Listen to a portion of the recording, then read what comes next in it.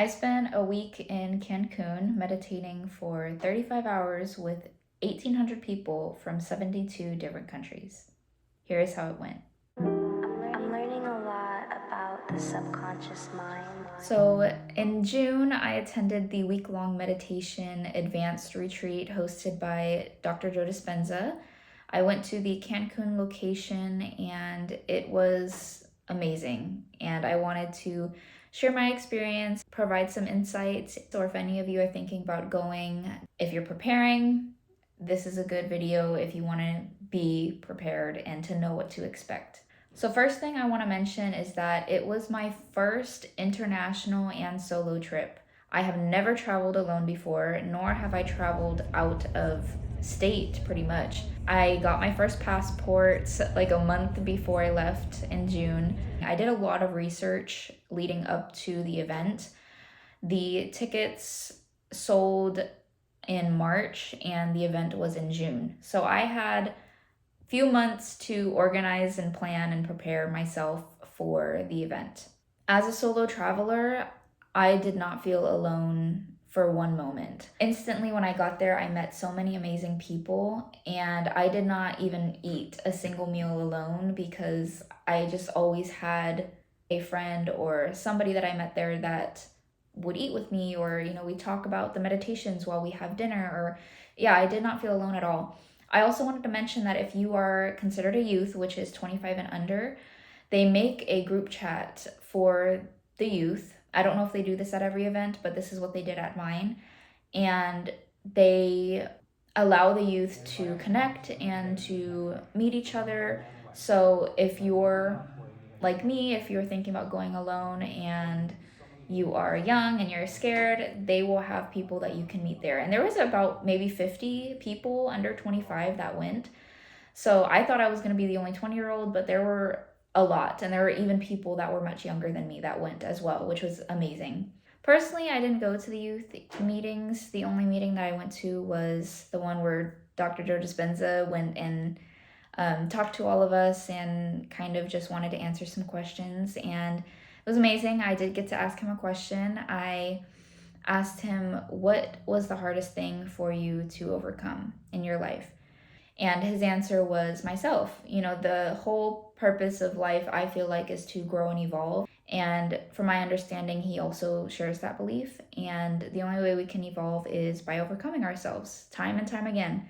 So it was a good answer. I liked his responses, and it was cool to see him, not on stage and talking to 1,800 people. It was more personal, that we got to see him not speaking out of a microphone and, right in front of us, which was really amazing to experience. So if you are young and thinking about going, they got you covered, so you don't have to worry about that.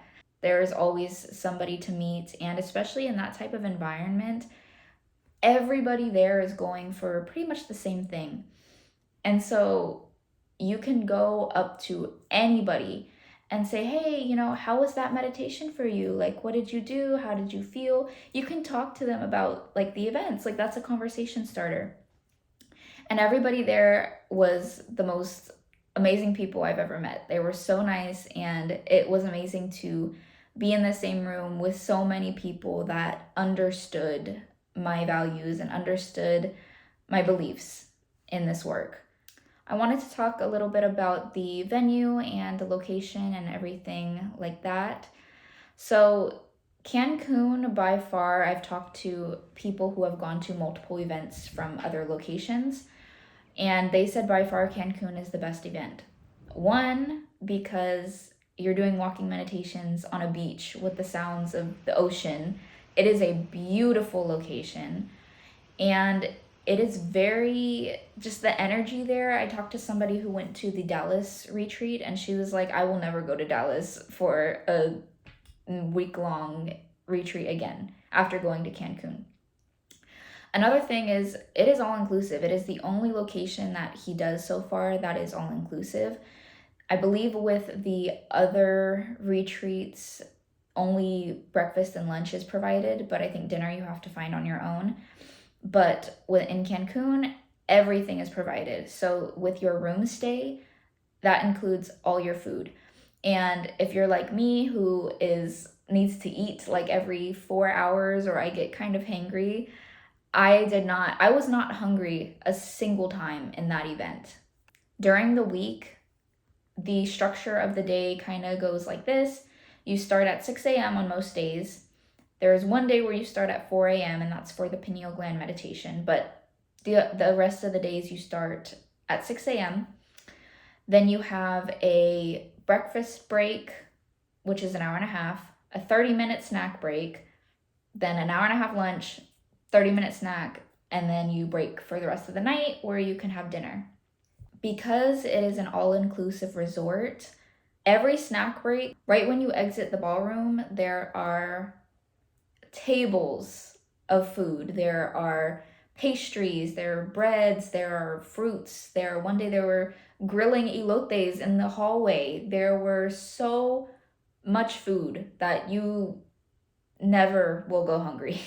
And for the lunches and dinners, there are 3 different buffets that you can go to, that all inclusive, all free, even alcohol is free. As I am editing this video, I realized I forgot to mention the 2 different resorts, so I will do that very quickly. The resorts that are available to book are the Barcelona Riviera and the Barcelona Beach. Now, I stayed at the Riviera, and I highly recommend all of you to book that resort because, one, the actual event, the ballroom, is located in the Riviera. So unless you want to walk or get on a shuttle at 5 something in the morning to make it to your meditations at 6 a.m. or even go at 3 a.m. to get your 4 a.m. pineal gland meditation in, I highly recommend to stay at the Riviera. Also, the food, the restaurants at the Riviera are free, but if you're staying at the beach, you have to pay for them. So that's another thing. During the stay, I had some friends that were staying at the beach, and mid retreat, they switched and they were able to go get transferred at the Riviera. It is extra if you want to do that because I believe it is a little more expensive to stay at the Riviera. Plus, doing that last minute, it's going to be a little bit more. But highly recommend it. I also forgot to mention that I highly recommend to stay at least one night after the event ends and to get there a day before the event starts. Some people that I knew actually extended their stay because they wanted to enjoy the resort. Because during the event, you don't really get a chance to enjoy the beach or the pool or the bar or anything like that.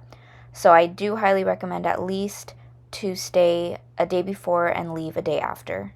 I will talk about the restaurants. I was under the impression that the only way I can get dinner is if I made a reservation, which you have to pretty much make the day you get there because they fill up very fast.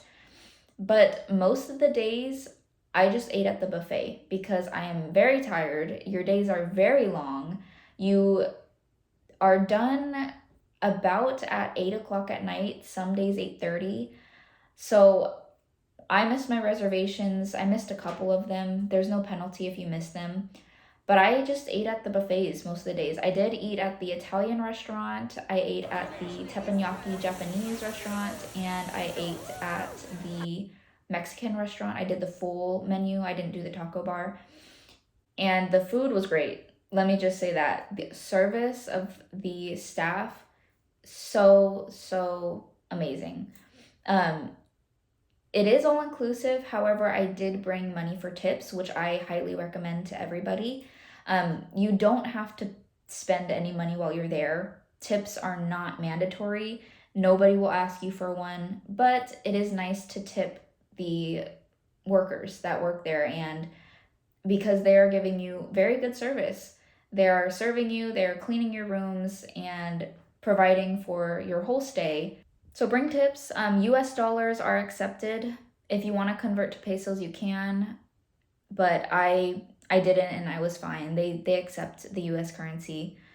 They do provide you with bottled water. I was told not to drink out of the faucets, but they provide you water. You will not go thirsty, you will not go hungry, and the food was amazing. thoroughly enjoyed it. Every single night I had something new and it was great. So I highly recommend Cancun if you're planning to go to one of these events. Also because of the cost. So now I want to talk a little bit about how much it was. The ticket itself is $2,300 and that is for any location. That's just to go to the week long. But you do have to pay for things like your flight and your rooms. So they do give you a discounted price with the rooms. I believe I spent about $1,900 for 8 nights. But that is cheaper than other locations. Other locations it was about, I don't know, it was maybe like 500 more than that. Plus you don't get dinners at other locations. You have to pay for that separately. So that's, in my opinion, why Cancun is also one of the best, because it includes all of your food within that stay, and because it is Mexico, it is a little bit cheaper than in the US. And then of course your plane ticket, I paid about $900 for my plane ticket. So in total it was about like 5,000-6,000, and in my opinion it was well worth it. I don't regret any penny that I spent. People at the retreat asked me, because I'm so young, how did I afford it? They do offer scholarships. I didn't look into that. I don't know much about it. I was able to afford it because thankfully I still live at home and I was able to save money. I've been working since I was 16 and I don't have any bills. I'm still a college student and I'm getting pretty much my college paid for by FAFSA for now, since I'm in a community college. So I just saved, and I don't eat out a lot. I cook all my food at home. I don't wear makeup. I do my own hair. I do my own nails. So it's like, it depends on what you value. Like the way that I was able to afford it is because I value traveling and I value those new experiences more than I value, I don't know, like fast food or getting my hair done, my nails done, my makeup done, eyelashes, whatever. I don't do any of that. So it does save a lot of money in the long run.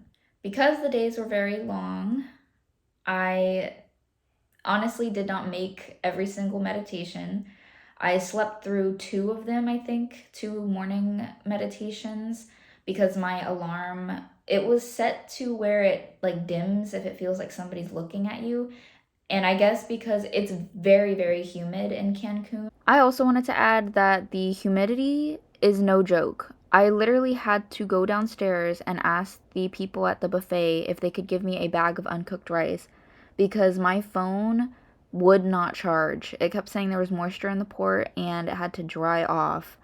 And it wouldn't dry off. So if that happens to any of you, just know that ask for a bag of rice because that was the only way that my phone was able to charge. So I don't know. I guess it sensed that somebody was there because of the moisture. I don't know. Anyway, my alarm didn't go off. So I slept through 2 of them. I know a lot of people, one of my friends, she missed a whole day because it was a lot. It is a lot if you're not used to this type of work. So if you can't make every single meditation, if you just want to enjoy the beach, you can do that. They won't get mad at you. You'll be fine. If you can't do all the meditations, totally okay. So I also want to talk about what to bring. So I brought a small pillow and a blanket. I was thinking I just wanted to use that to sleep because I like the feeling of my own blanket. It makes me feel more comfortable and more at home. But I ended up using that during the whole week because you're going to be on the floor a lot for the meditations. Every single meditation pretty much that we do, you're sitting, and then sometime during the meditation, Dr. Joe will be like, okay, now everybody, without breaking your state, lay down, and then we do a laying down meditation. So one of my friends brought a little blow up, not a mattress, but it was like a blow up cushion that she could lay down on. I think they have them at Amazon, and you just blow it up. It's like a foot pedal, so you press it with your foot and it blows up. Some people brought the hotel pillows. I did for the pineal gland meditation because I wanted to be comfortable, and those pillows are so comfortable to lay down on. I just used my blanket, and I did have a pillow also because you're going to be laying down on the floor. Your head can kind of hurt. My back hurt a little bit laying down. Even with my blanket, the pillow did help. So I recommend bringing at least something to lay down on and a pillow for your head.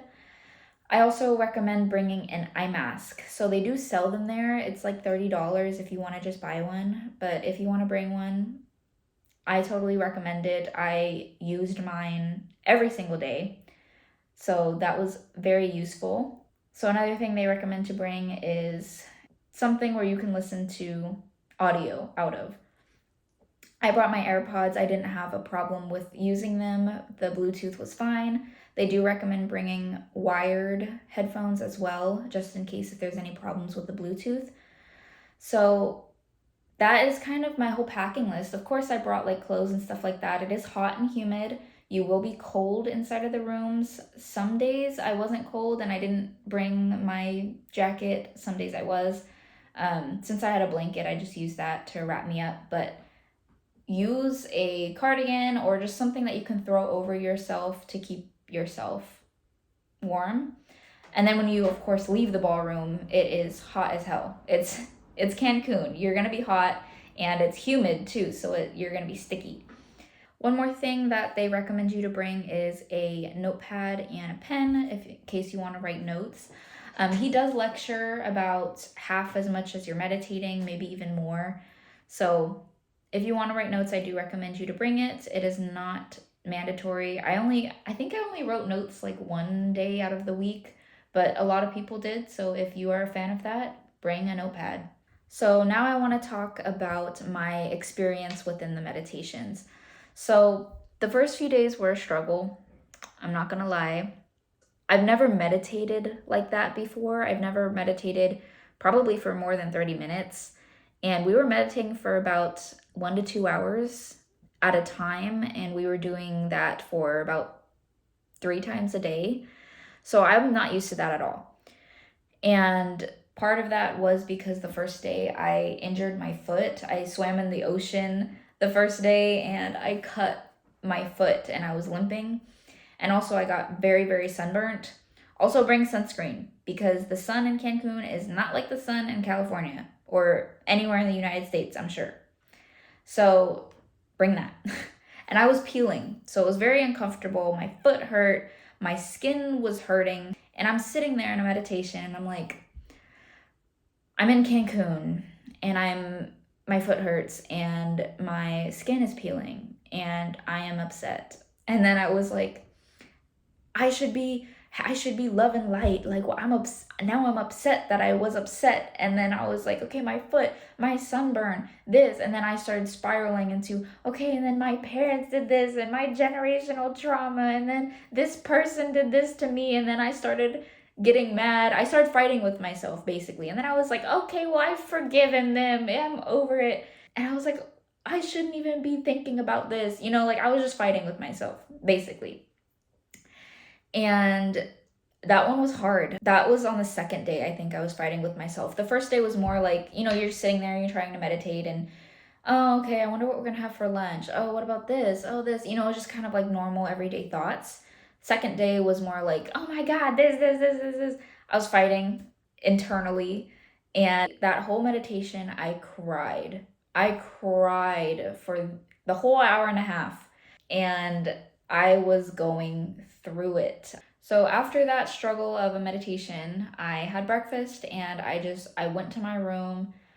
I took a shower. I went in the jacuzzi on my balcony and I just wanted to recharge. And so while I was putting lotion on my sunburns, I was taking care of myself. I wanted to feel good. I wanted to do something good for myself. And while I was doing that, I was looking at myself in the mirror and I was like, why am I waiting for my foot to heal and for my skin to heal to have a good time? Like, if I'm waiting for something externally to make me feel good internally, it will never happen. Like, I have to enjoy the moment because I will not have this moment again. Like, maybe I could go to another Cancun retreat, but how many times do I do that? Like, I am not going to do this every day. I only get this moment once and I need to enjoy it. And that's when I was just like, you know what? I'm going to take care of myself and I'm going to get through it and I'm going to have a good time. There is nothing that is going to prevent me from enjoying my vacation, So after that, I had an amazing meditation, the next meditation, after breakfast. I had a great meditation, and I just reached a, a breakthrough, some contentment. And I was so full of love and so full of gratitude that it didn't matter anymore. And my foot got better. The next morning, I slept through the morning walking meditation, but I wasn't limping anymore. I was healing. It's just your mind state. And that's what Dr. Joe wants you to realize, is that your mind is in control of anything. Your mind is more powerful than any external factor. Like, the only thing that's giving that external factor power is your mind, the way that you think about it. It was getting over myself, like Dr. Joe mentioned at the youth meeting, and having a sense of gratitude for where I am despite anything else. You can't let anything else get in the way of you enjoying your moment. So, yeah, after I got over myself, I had an amazing meditation. So, now I wanted to talk about the 4 a.m. pineal gland meditation. Now, when you are meditating with that many people, with the collective, and they're all in this enlightened state of being, 4 hours felt like nothing. It felt like 1 hour. Time didn't even exist at that point. So it did not feel like 4 hours at all. The meditations were amazing, and the whole event was amazing. But now I want to talk about how I feel after the event. So when I got home that night, I slept 12 hours. And then the next day, I took a nap, which turned into 11 hours of sleep. So I was exhausted. I was so tired. And they do talk a little bit about getting, they call it the Dispenza influenza, because some people got either very sick or they didn't feel very good. And it's getting that download of information. So it's your body trying to keep up with all of the new information that you just received. So I did sleep a lot to recover from my trip, but I did notice that after the event I got kind of depressed. I really do miss that feeling of love and that feeling of being understood by so many people and being around so many people that are just so full of love. Like, everybody that you see part of this event, you just look at them and they just are smiling. They are so happy to be there. And you don't get that in your everyday life. When you go to your work, you don't see people smiling and in love with their life. Like, sadly, we don't see that every day. And that energy is so important to be around. And I think a part of me coming back into my daily life, I crave that feeling again. And I think this retreat also helped me to feel more comfortable, one, with traveling alone, that I know how to prepare for a trip. I know how to get on a flight. I know how to arrange everything. But also, I am looking more for that group of people that I can surround myself with. I'm looking for other retreats to go to. I'm looking for some monasteries to go to, or just a place that I can go to meditate or to feel understood. So I am looking for more places like that, because Dr. Joe teaches that if you feel like you are lacking, you will be lacking. So it's the whole idea of manifestation. So if I feel like I am lacking and I don't have this, I don't have that, I won't. And that's why I am just already having that feeling that I already have what I desire. I think that I had this vision that when I got back, meditation will be so easy and I will be so full of love for the rest of my life. And, yes, that is true to an extent, but to another extent, it's not, because I don't feel the same. Being in Cancun with all those people meditating is not near the same feeling as it is in your bedroom alone. It's not. And that was a struggle for me to get over. I'm still kind of struggling with it because I think I had this expectation of what things would be like after, and they're not like that. And just waking up to the sound of this is not the same as waking up to the sound of cars and a city. It's not. It doesn't give you the same feeling and the same vibration. I didn't realize how hard it would be to maintain this practice at home.